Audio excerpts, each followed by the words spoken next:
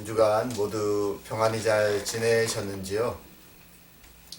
자, 오늘 2월 두 번째 주일입니다. 자, 우리 마음을 모아서 오늘도 하나님께 찬양하고 예배하며 하나님의 은혜를 나누는 시간을 갖도록 하겠습니다. 다 같이 찬송가 90장 주 예수 내가 알기 전 찬양하면서 오늘 예배 시작하도록 하겠습니다.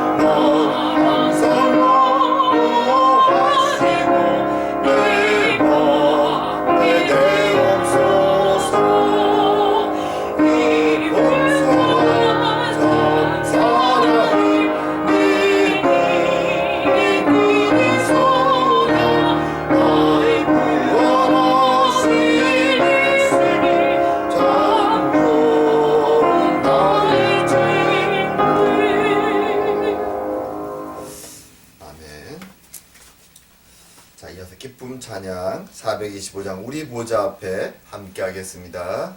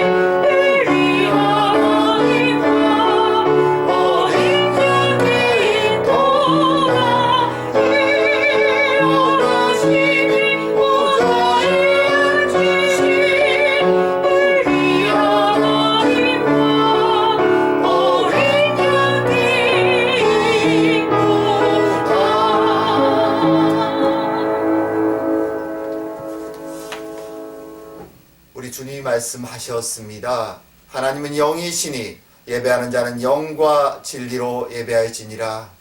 오늘도 이 시간 이 자리에 임재하신 주님 앞에 우리의 마음을 열고 우리의 죄와 허물을 고백하며 주님의 용서와 위로를 구하는 시간을 갖도록 하겠습니다. 함께 기도드리겠습니다. 아버지 하나님, 아버지 하나님,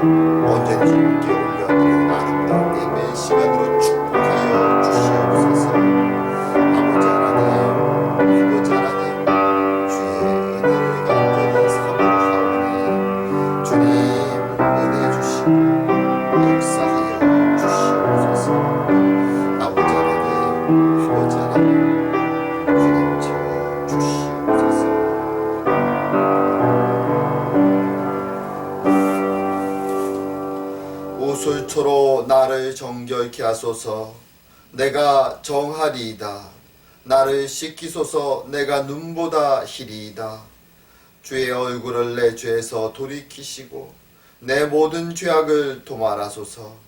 하나님이여, 내 속에 정한 마음을 창조하시고 내 안에 정직한 영을 새롭게 하소서.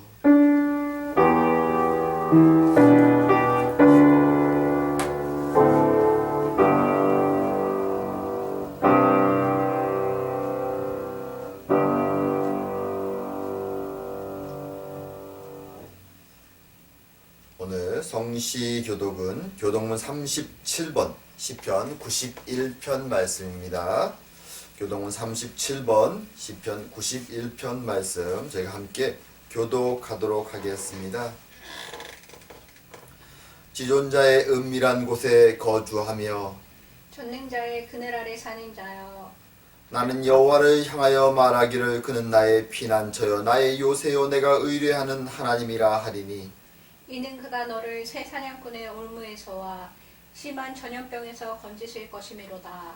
그가 너를 그의 깃으로 덮으시리니 내가 그의 날개 아래에 피하리로다. 그의 진실함은 방패와 손방패가 되시나니 1000명이 내 왼쪽에서 10,000명이 내 오른쪽에서 엎드러지나 이 재앙이 내게 가까이 하지 못하리로다. 그가 너를 위하여 그의 천사들을 명령하사 내 모든 길에서 너를 지키게 하심이라. 하나님이 하나님이 이르시되 그가 나를 사랑한즉 내가 그를 건지리라. 그가 내 이름을 안즉 내가 그를 높이리라. 아멘. 다같이 사도신경 하심으로 신앙 고백 드리겠습니다. 전능하사 천지를 만드신 하나님 아버지를 내가 믿사오며 그 외아들 우리 주 예수 그리스도를 믿사오니 이는 성령으로 잉태하사 동정녀 마리아에게 나시고 본디오 빌라도에게 고난을 받으사 십자가에 못 박혀 죽으시고 장사한 지 사흘 만에 죽은 자 가운데서 다시 살아나시며 하늘에 오르사 전능하신 하나님 우편에 앉아 계시다가 저리어서 산자와 죽은 자를 심판하러 오시리라. 성령을 믿사오며 거룩한 공예와 성도가 서로 교통하는 것과 죄를 사여 주시는 것과 몸이 다시 사는 것과 영원히 사는 것을 믿사옵나이다. 아멘. 찬송가 266장 주의 피로 이룬 샘물 함께 하겠습니다.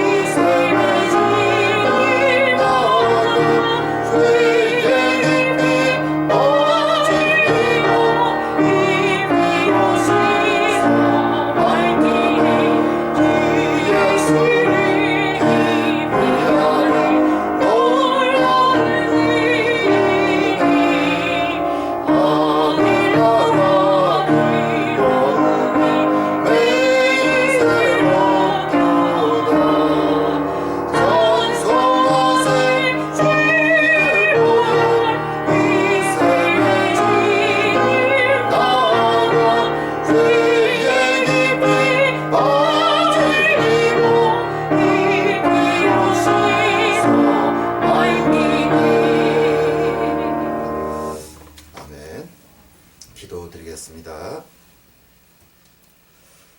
사랑과 은혜의 하나님 아버지, 오늘도 거룩한 주일에 사랑하는 주의 백성들을 모으시고 함께 주님 앞에서 예배하는 이 은혜의 시간을 허락하여 주시니 감사드립니다. 우리에게 생명의 아버지가 되어 주시고 우리의 보호자가 되어 주시는 하나님, 죄로 죽을 수밖에 없는 저희들을 위하여 독생자를 보내주시며 우리를 구원하여 주신 하나님, 이 땅에서 유혹 속에 날마다 흔들리고 넘어지는 저희들을 버려두지 아니하시는 하나님, 성부, 성자, 성령 삼위일체 그 하나님의 크신 은혜에 오늘도 감사하고 찬양을 올립니다.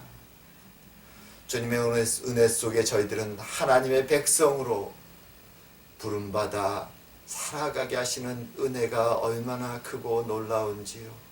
우리는 세상 속에서 주님을 잊고 살아갈 때가 많사오나 한순간도 우리를 잊지 아니하시고 우리의 손을 붙잡으시는 하나님의 은혜가 얼마나 크고 놀라운지요.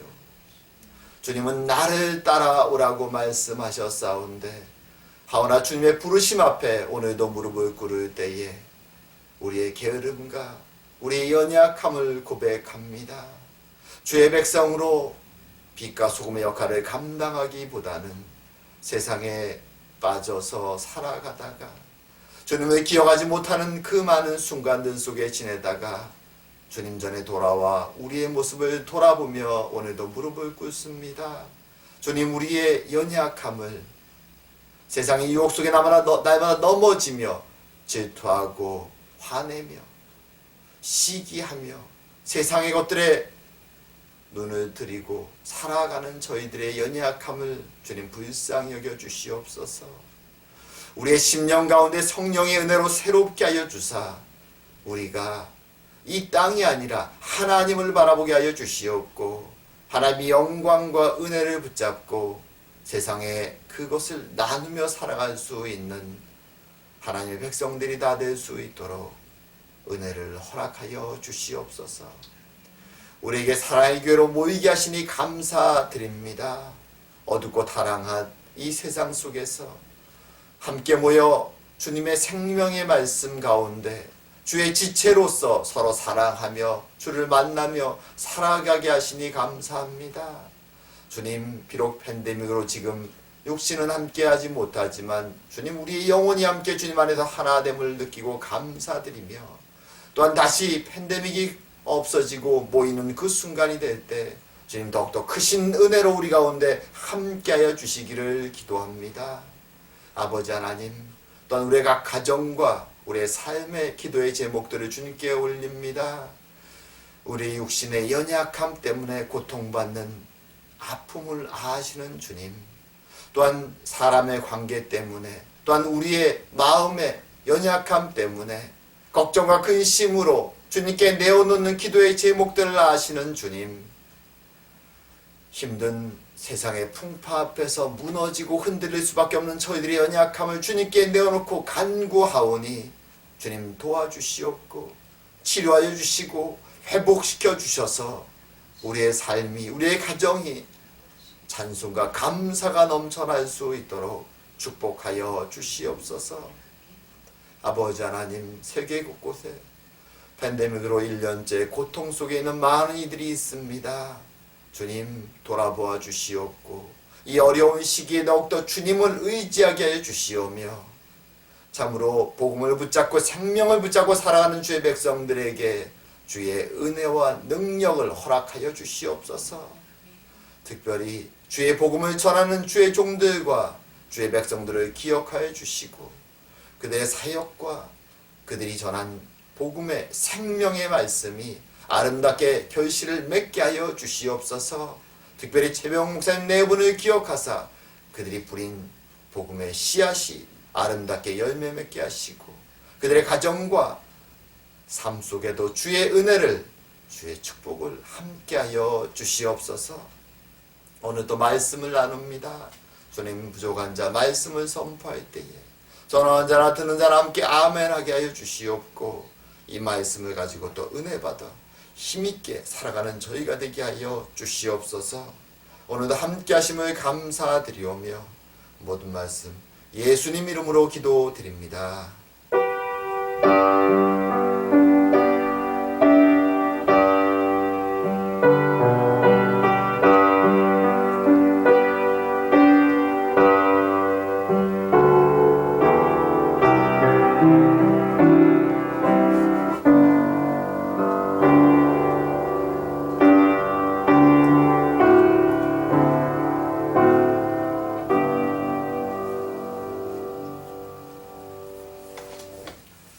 자, 오늘 함께 보실 말씀은 마태복음 21장 12절에서 17절까지 말씀입니다. 주님이 성전 정화를 하시는 장면입니다. 제가 대표해서 봉독하도록 하겠습니다. 마태복음 21장 12절에서 17절까지 말씀입니다. 예수께서 성전에 들어가사 성전 안에서 매매하는 모든 사람들을 내쫓으시며 돈 바꾸는 사람들의 상과 비둘기 파는 사람들의 의자를 둘러 엎으시고 그들에게 이르시되 기록된 바 내 집은 기도하는 집이라 일컬음을 받으리라 하였거늘 너희는 강도의 소굴을 만드는도다 하시니라.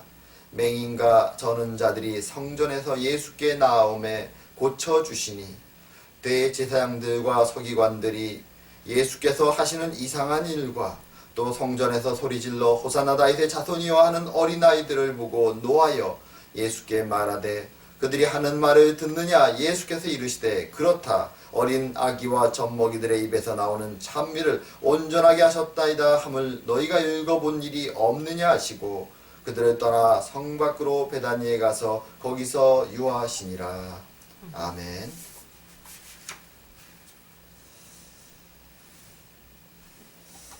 자, 우리 교회 성도님들 대부분은 교회를 굉장히 오래 다녔습니다. 저도 그렇고요. 여러분들은 이렇게 교회를 지금까지 쭉 다니면서 교회라고 생각하면 여러분들의 기억 속에 떠오르는 가장 아름다운 기억이나 추억은 어떤 것들이 있습니까? 한번 머릿속으로 생각해 보시기 바랍니다. 교회라는 곳이 나에게 어떤 아름다운 추억을 어린 시절부터 지금까지 오면서 전해주었는가? 사실 저도 어린 시절부터 기억하지 못하는 아주 어릴 때부터 교회를 다녔습니다. 그래서 교회는 어릴 때 그냥 저에게는 삶의 한 부분이었죠. 그곳에 가면 친구들이 있고 그리고 친구들과 재밌게 어울리는 곳, 매 주일 가야만 되는 곳, 그런 곳이 교회였습니다.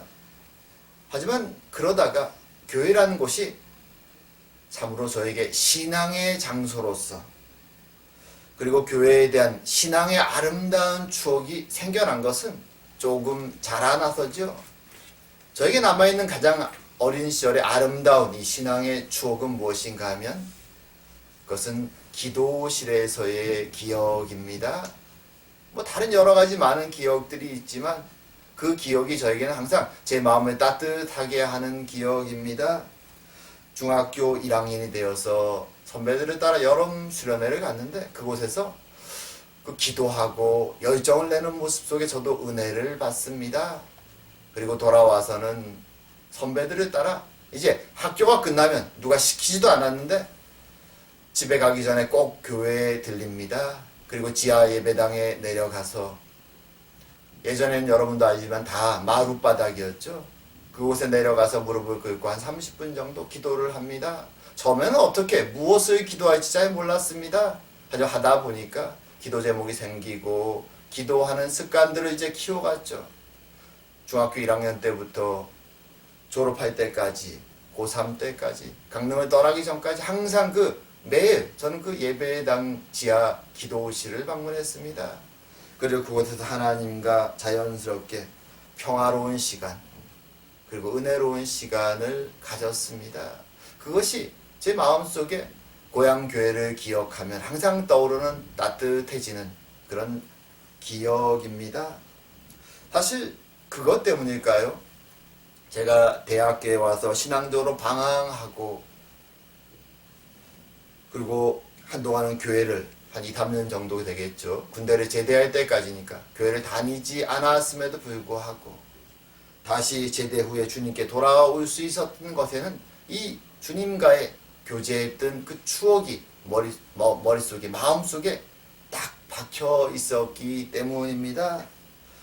사실 대학에 가서 여러 가지 자유주의 신학의 책들을 보기도 하고, 비록 공대생이었지만 형이 보던 책들이 많이 있었습니다. 그래서 자유주의 신학책을 읽고 여러 가지 신앙적 고민에 빠집니다. 누가 저를 잡아줄 길잡이도 별로 없었습니다.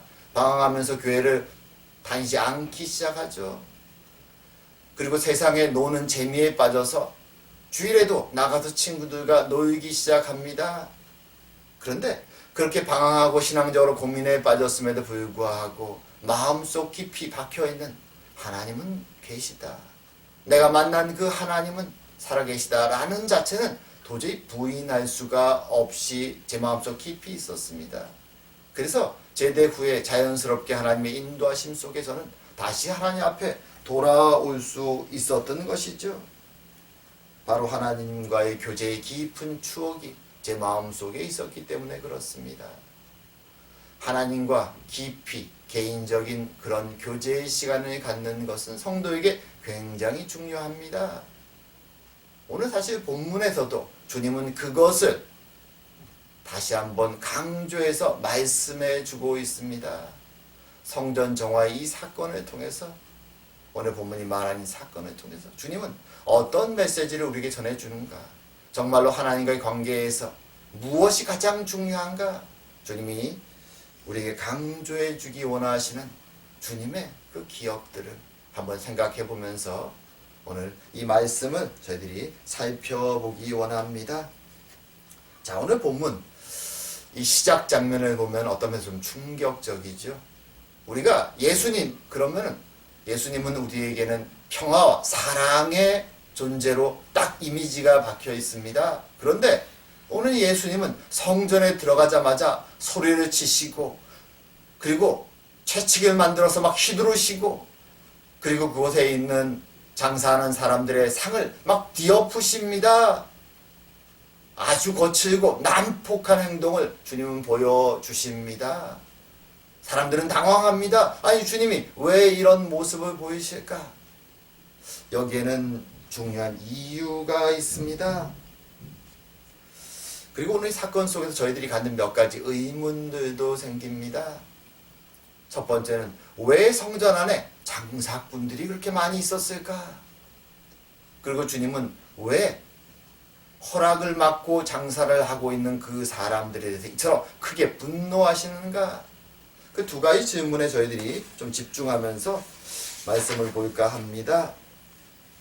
자, 언제부터 도대체 성전에는 이런 장사꾼들이 있었을까요? 언제부터?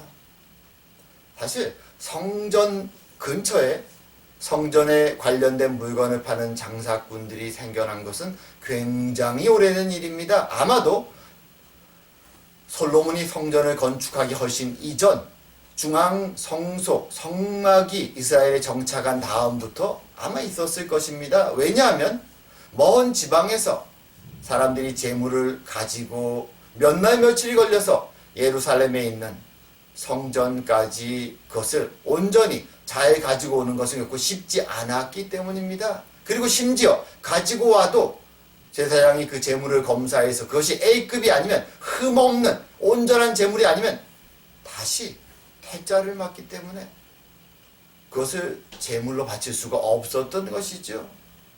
그럼 어떻게 합니까? 다시 고향으로 돌아가서 재물을 준비합니까? 그렇지 않습니다. 주변에 있는 잘 준비된 제사장으로부터 A급이다, 흠없다 라고 도장 인준을 받은 장사꾼이 파는 재물을 살 수밖에 없는 것이죠. 그래서 이미 굉장히 고대부터, 초창기부터 이런 장사꾼들은 어떤 면에서 성전 관리자나 아니면 제사장들과 긴밀한 협의 속에 A급의 흠없는 재물만을 거래하는 장사꾼으로 인준을 받고 그곳에 항상 성전 근처에 있었던 것입니다. 사실 이런 장사꾼들은 필요하죠. 성전에서 온전한 제사를 드리기 위해서는 분명히 필요한 자들입니다. 하지만 또한 고대부터 항상 거기에는 문제가 있어 왔습니다. 어떤 문제일까요? 그것은 장사하는 사람의 속성이죠. 약간씩 이익을 더 남기기 위해서 사람들에게 거짓을 행하는 것이죠. 조금 흠이 있어도 흠이 없다고 팔기도 하고, 혹은 제사장이나 성전에서 관리하는 사람들과 밀탁을 통해서 그들에게 뇌물을 바쳐서 자기만이 이 물건을 취급할 수 있도록 특권을 받을 수도 있고요. 많은 종류의 비리가 거기에 사실 발생을 했습니다. 그래서 제2성전 시기에, 포로기 이후의 성전 시기에 있었던 스가랴 선지자의 그 예언의 마지막 절에 가면 이런 구절이 나옵니다. 메시아의 시대, 하나님의 나라가 완성될 때 그곳에는 더 이상 성전에 장사꾼들이 없을 것이다. 이런 말을 스가랴 선지자가 마지막 구절에 남깁니다. 이 말은 이 장사꾼들의 문제가 항상 있었다라는 것이죠. 하지만 예수님 당시에는 또 다른 문제들이 있었습니다. 사실 고대 시대에 어떤 면 다윗과 솔로몬 시대만 해도 이 화폐라는 것이 일상화되지 않았습니다. 그래서 대부분 바칠 때 귀중품이나 금이나 은을 바치죠. 하지만 예수님 당시에는 이미 로마 시대에는 화폐 제도가 정립되어 있었습니다.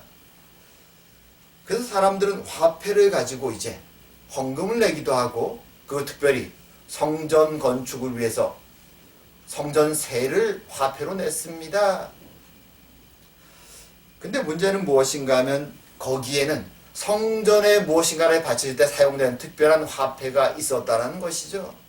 그 당시 왕이 헤롯이었는데요. 헤롯은 이웃나라 이 두로에 있었던 화폐 제조하는 조폐청이 그곳에 있었습니다. 아주 세계적으로 유명한 곳이었죠. 그곳에다가 특별한 화폐를 주문합니다.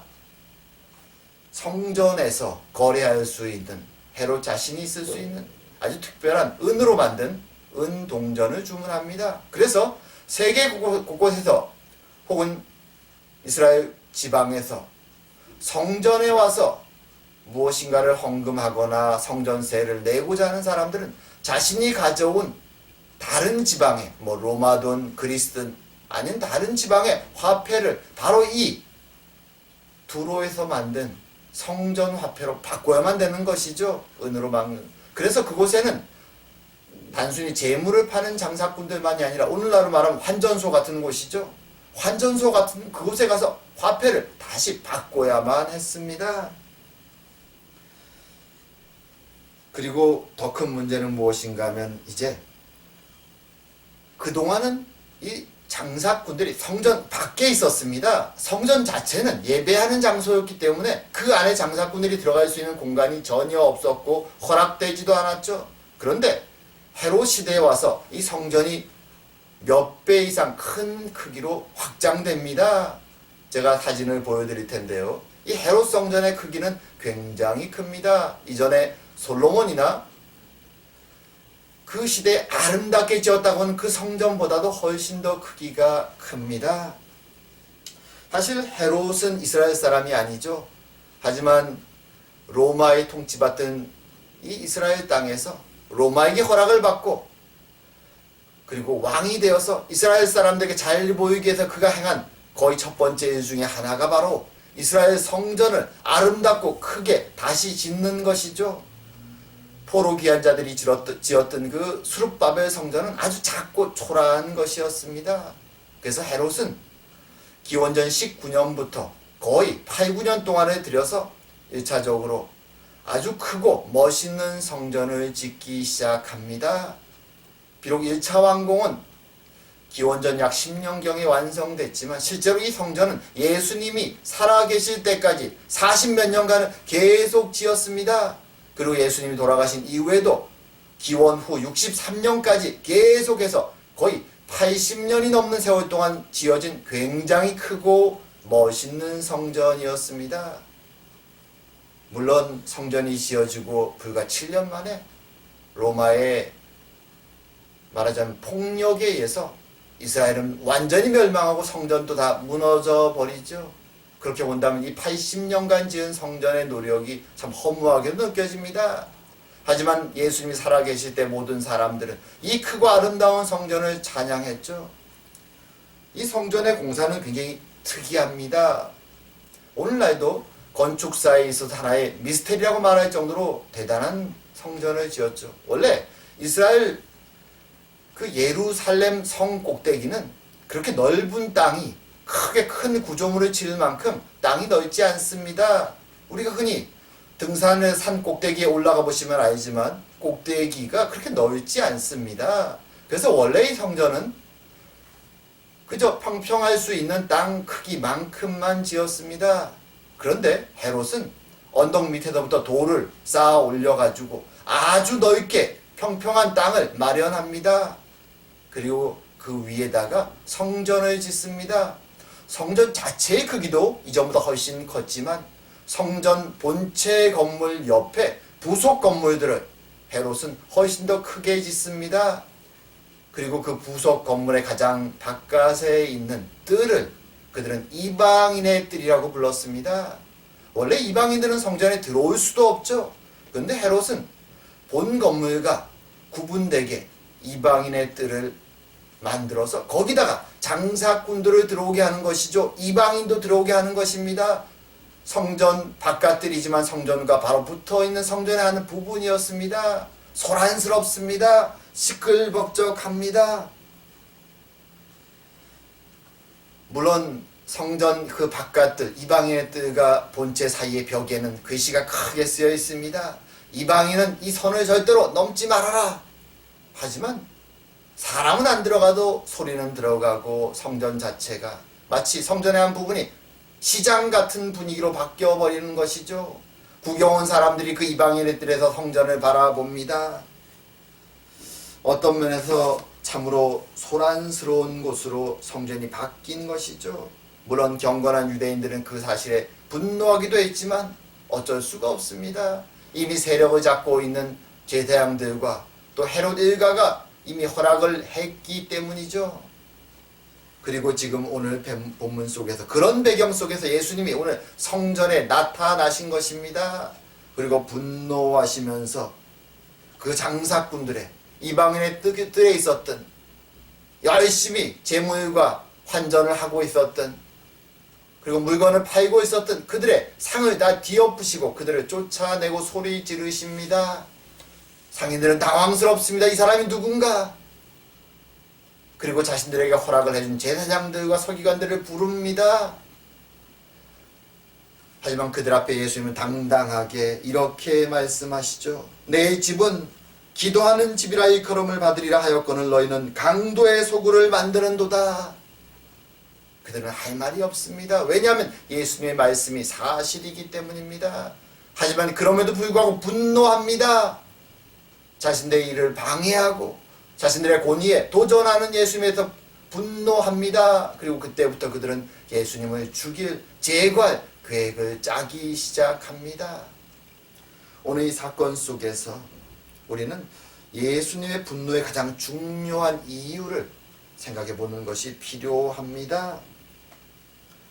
예수님은 단순히 장사꾼들이 거기서 무슨 사기를 치면서 나쁜 식으로 장사를 했기 때문에 화를 내신 것이 아닙니다. 하나님의 기도하는 집, 예배하는 집, 성전의 한 부분에 장사꾼들이 들어와 있었기 때문에 성전의 목적이 지금 훼손되고 있기 때문에 주님은 분노하시는 것이죠. 하나님의 교회, 하나님의 성전이라면 온전히 그곳은 하나님께 예배하는 곳이어야 됩니다. 그런데 성전이 한쪽에는 예배드리고 제사를 지내고 제사장과 유대인들이 있습니다. 근데 성전 안에 한쪽에는 이방인과 장사꾼들이 들어와서 시장처럼 북적대고 있습니다. 오늘날로 말한다면 교회 안에 성도도 있고 성도가 아닌 사람도 있고 그리고 그곳에서 한쪽은 가게를 열어서 장사를 하고 한쪽은 예배를 드리고 모든 것이 함께 섞여 있는 것 같은 모습입니다. 성전의 본질이 훼손되고 있다는 것을 주님은 바라보면서 지금 분노하고 있는 것이죠. 세상과 교회는 분명히 다른 곳이고 전혀 다른 목적과 기능을 가지고 존재해야 되는데 지금 예루살렘 성전에는 그것이 함께 다 섞여버린 것이죠. 주님은 그래서 분노하십니다. 오늘 주님께서 말씀하시는 이 성전은 바로 만민의 기도하는 집이다. 마태복음에는 만민이 빠져있지만 다른 복음서에는 포함되어 있죠. 만민의 기도하는 집이다 라는 이 구절은 원래 이사야서 56장에 있는 말씀입니다. 이 말씀의 배경은 무엇인가 하면 마지막 때가 되면 하나님의 나라가 되면 세계 곳곳에 흩어졌던 만민들이 다 다시 부름받아서 하나님의 전에 모여서 한마음으로 하나님께 예배하고 기도하게 될 것이다 라는 것을 예언하는 말씀입니다. 그 말씀을 주님께서 지금 인용하고 계신 것입니다. 이 말씀 속에 우리가 두 가지를 눈여겨볼 필요가 있습니다. 만민이 모인다라고 말하죠. 만민이. 이게 무슨 의미입니까? 그동안의 역사 속에 타락한 이후 인류는 서로 다투기 시작하죠. 오늘날도 세상을 보십시오. 각 민족에 따라, 나라에 따라, 자신들의 이익에 따라 얼마나 열심히 다투고 있습니까? 그것이 세상의 모습입니다. 타락 이후 인간은 자기만의 이익을 위해서 내가 아닌 사람들과는 철저히 배척하고 다투고, 그래서 항상 거기에는 다스리는 자와 다스림을 받는 자, 정복하는 자와 정복을 당하는 자, 항상 그런 다툼과 분쟁이 끊이지 않는 것이죠. 그것이 세상의 모습이었습니다. 하지만 하나님 나라가 되면 이제 문화가 다르든 언어가 다르든 생김새가 다르든 상관없이 모든 만민이 이제 하나님의 한 백성으로 함께 모이게 될 것이다. 차별 없이 모이게 돼서 한 공동체를, 하나님의 나라를 형성할 것이다 라고 말하는 것이죠. 그것이 하나님의 공동체입니다. 만민이 차별 없이 사랑하고 함께 모이는 곳. 자, 두 번째로 기도하는 집이라는 표현이 있죠. 기도하는 집. 이것은 제가 아까 서두에서 말씀했지만 기도라는 것은 다른 것이 아닙니다. 하나님을 만나서 교제하는 것이죠. 그것이 교회의 목적이죠. 하나님을 만나러 오는 곳이라는 뜻입니다. 교회는. 비록 이전에는 그렇게 다투고 흩어졌던 사람들, 다른 민족들이지만 이제 하나님의 때가 되면 다 같이 모여서 한 목적으로 하나님을 만나기 위해서, 하나님을 예배하고 섬기기 위한 한 목적으로 그들이 다 같이 모여서 하나님을 나의 주인으로, 나의 하나님으로, 나의 아버지로 섬기게 될 것을, 그런 깊은 교제와 은혜가 넘치는 곳, 생명이 넘치는 곳, 그곳이 하나님의 성전이 될 것이다 라고 말씀해 주고 있는 것입니다. 그것이 교회의 본질이고 성전의 본질인 것이죠. 근데 지금 예루살렘 성전은 그 어느 때보다 크고 화려하고 멋있고 모든 것을 갖추고 있는 것 같지만 실제로는 하나님의 의도하신 성전의 본질을 잃어버리고 있었던 것이죠. 그래서 주님은 분노하고 있는 것입니다. 이것은 단지 그 옛날 예루살렘 성전만의 문제가 아니라 오늘날 많은 교회들의 문제이기도 합니다. 오늘날 각 교회들이 가장 치중하는 것이 무엇입니까?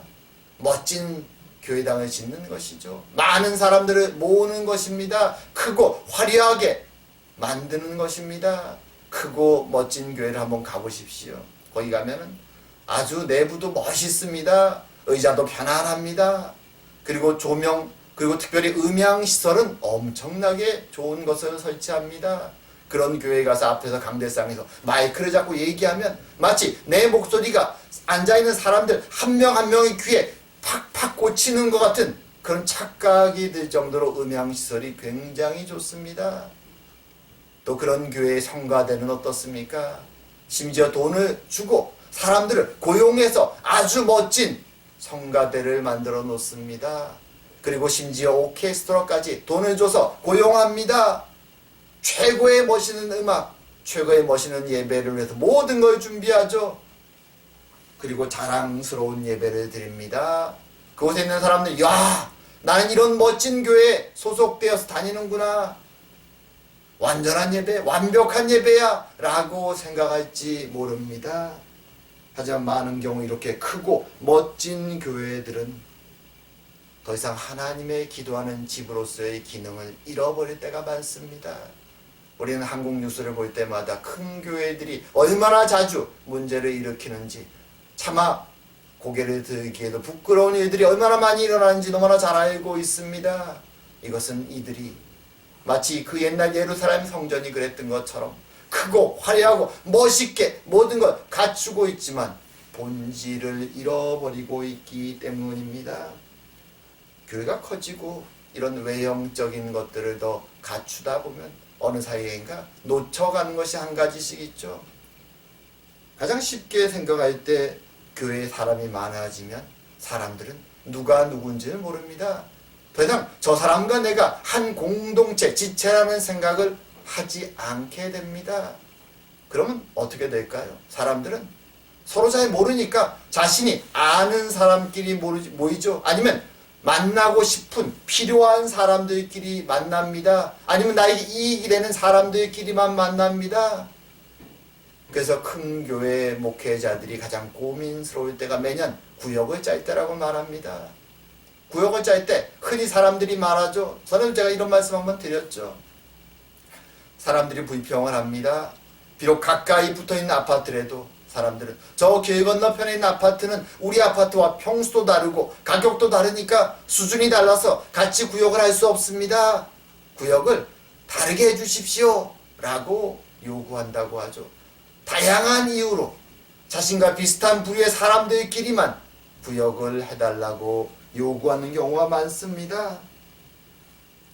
그리고 사람들은 이제 교회에, 그 큰 교회에 이런 식으로 교회 분위기가 형성되다 보면 더 이상 하나님을 만나기 위해서 오는 것이 아니라 자신의 비즈니스나 자신의 삶에 도움이 될 사람을 찾아서 교회에 오기 시작합니다.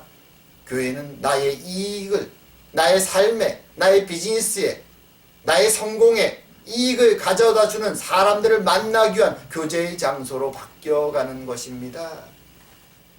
이렇게 될 때 이 교회는 더 이상 하나님의 공동체가 아니죠. 그리스도의 지체된, 서로 한 형제 자매된 그런 아름다운 한 마음 한 뜻으로 하나님을 바라보는 그런 하나님의 아름다운 공동체의 특성이 사라져 버리는 것입니다.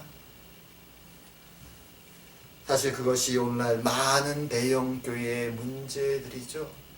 외형적으로는 아름다운 모든 것을 갖추고 있는 것 같지만 더 이상 하나님을 예배하는 공동체가 되지 못하는, 한 마음으로 하나님을 만나는 하나님의 지체가 되지 못하는, 더 이상 하나님의 기도하는 집이 되지 못한, 예수님이 분노하셨던 그 예루살렘 성전과 같은 모습으로 변해간다는 것입니다. 오늘 주님은 그 예루살렘 성전 앞에 섰을 때 이제 며칠 뒤에 있을 자신의 십자가를 바라보며 지금 이 말씀을 하시는 것이죠. 하나님과 깨어져 버린 그 관계를 회복해서 참된 하나님의 공동체를, 하나님께 예배하는 자들, 하나님께 기도하는 공동체를 회복하시기 위해서 지금 이곳에 서 계신데, 십자가의 길을 가고 계신데, 주님은 변질돼 버린 하나님의 성전을 바라보면서 분노하게 되는 것입니다. 우리는 이 주님의 메시지를 마음속에 기억하는 것이 필요합니다. 그분이 목숨을 바쳐서 십자가의 죽으심을 통해서 우리에게 주시기 원했던 하나님의 교회의 모습은 과연 무엇인가? 그분의 은혜 덕분에 우리는 부름받아 지금 여기 모여 있는데 과연 나는 무엇에 집중하고 있는가? 하나님의 기도하는 집의 목적을 과연 우리는 바라보면서 교회에 나오고 있는가? 주님 우리에게 묻고 계신 것입니다. 교회의 오직 하나의 목적은 바로 하나님을 만나기 위한 것임을 우리는 기억해야 됩니다. 이제 말씀을 맺을까 합니다. 오늘 성전에서 보통 때라면 사랑과 평화의 모습을 보여주시던 주님은 성전에 장사하는 사람들을 보고 분노하십니다. 그것은 단순히 그들이 사람들을 속이고 이권을 챙기기 때문이 아니라 그 자리는, 그 성전은 장사꾼들이, 이방인들이 들어와서는 안 되는 곳이기 때문이죠. 오직 하나님의 예배에, 하나님을 만나고 기도하는 곳에 전념하는, 오직 그것을 위해서만 선택된 장소가 하나님의 성전이기 때문에 주님은 지금 분노하시는 것입니다.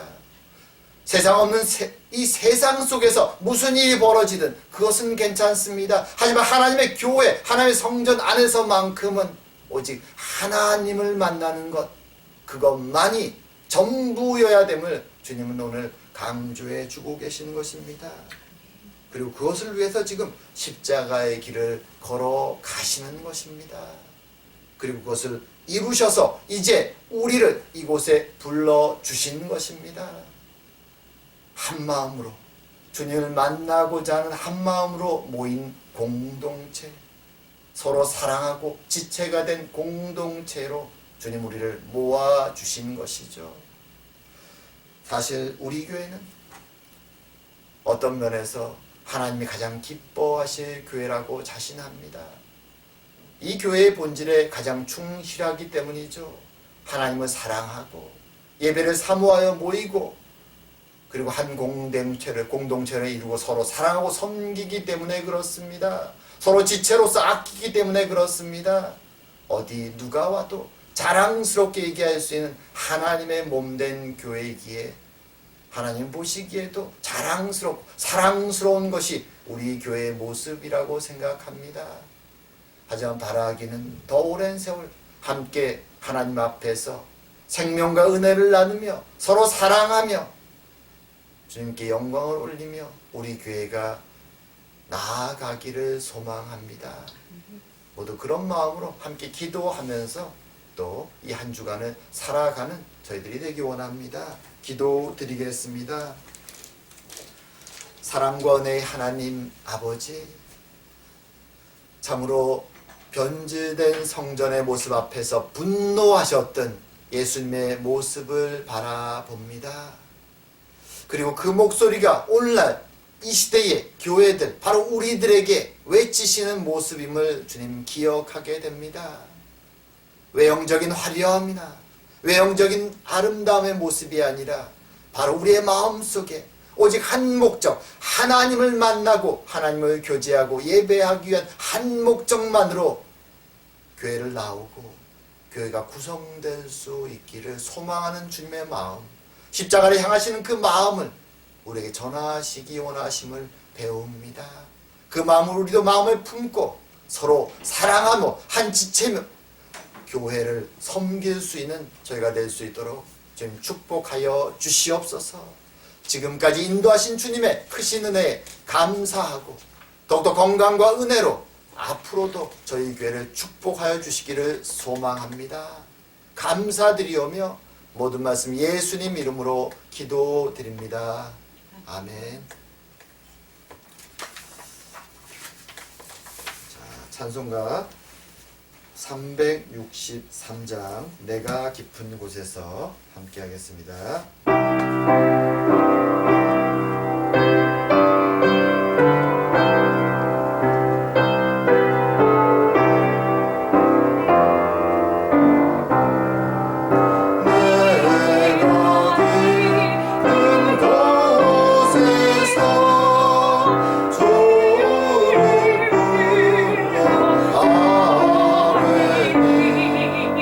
주여 나의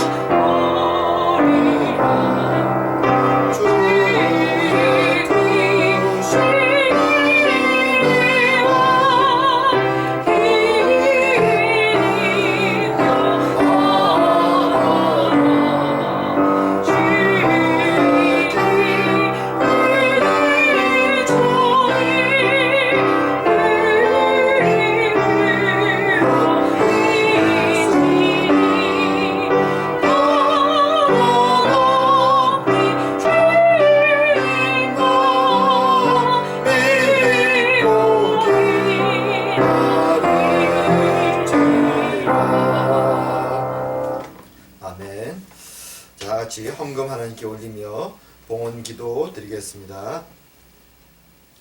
사랑과 은혜의 하나님 아버지, 날마다 순간마다 사랑하는 주의 백성들을 지키시고 보호하시며 여기까지 함께 하시니 감사드립니다. 오늘도 주님이 우리의 아버지 되시며 우리의 보호자 되시며 우리가 주님을 기억할 때나 기억하지 못할 때나 우리가 먹을 때나 잘 때나 모든 순간에 우리와 동행하여 주시고 보호하여 주심에 감사드리며 오늘도 작은 예물을 주님께 바칩니다. 주님, 우리의 기도의 제목에 응답하여 주셔서 더욱더 감사와 찬양이 넘쳐나는 저희들의 삶이 되게 하여 주시옵고 저희 교회가 주님 앞에 영광을 올리는 교회가 될 수 있도록 주님 은혜를 내려 주시옵소서. 또한 바쳐진 예물이 주의 나라를 위해 귀히 쓰임되도록 주님 축복하여 주시옵소서. 오늘도 함께 하심을 감사드리오며 모든 말씀 예수님 이름으로 기도드립니다. 아멘. 자, 교회 도식 잠시 봅니다. 이게 춥고 날씨도 힘들고 팬데믹은 어렵지만 시간은 계속 흘러갑니다. 이번 주에는 또 패밀리 데이도 있고요. 2월 두 번째 주일이 되었습니다. 날씨가 많이 춥기 때문에 힘든 면도 있고 또 눈도 오는데 건강들 주의하시고요. 항상 매일매일 하나님 앞에서 하나님과 교제하면서 깊은 은혜와 또 주님의 생명을 공급받는 그런 시간들을 누리는 저와 여러분 되길 원합니다. 자, 끝으로 주기도문송 부르시고 축도하심으로 예배를 마치도록 하겠습니다.